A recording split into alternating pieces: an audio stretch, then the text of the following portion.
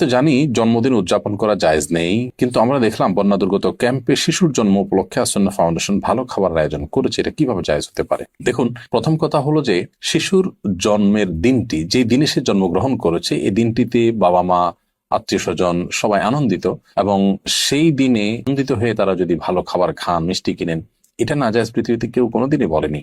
শিশুর জন্মের দিনে ভালো খাবার ব্যবস্থা করা আর প্রতি বছর জন্মদিন উদযাপন করা, কেক, মোমবাতি সহ, যেগুলোর প্রত্যেকটার আলাদা আলাদা ধর্মীয় ব্যাখ্যা আছে। কেক কেন ব্যবহার হয় জন্মদিনে, অন্য কোনো কিছু থাকতে কেক কেন, মোমবাতি কেন জ্বালানো হয়, এগুলো নিয়ে আপনি যদি একটু সোশ্যাল মিডিয়াতে অথবা আপনি গুগলে যদি সার্চ করেন, তাহলে দেখতে পারবেন যে এর পেছনের রহস্যগুলো কি।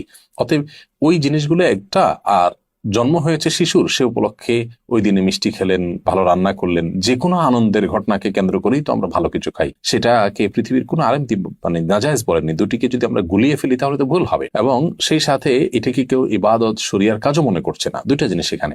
জন্ম দিবস উদযাপন যেটি বছর বছর হয়ে থাকে, সেখানে যে সমস্ত আইটেমের প্রয়োজন হয় সেগুলো অগ্নি পূজকদের বিভিন্ন বিশ্বাস থেকে এসেছে, তাদের কৃষ্টি বা কালচার। আর যে কোনো আনন্দের বা যে কোনো সুখের কোনো ঘটনা, তখন খুশি হয়ে নিজেরা ভালো কিছু খাওয়া বা খাওয়ানো, সেটাকে পৃথিবীতে কেউ নাজায়েজ বলেনি, এবং দুটি কখনো এক জিনিস নয়। এই পার্থক্যটা আমাদের করতে হবে।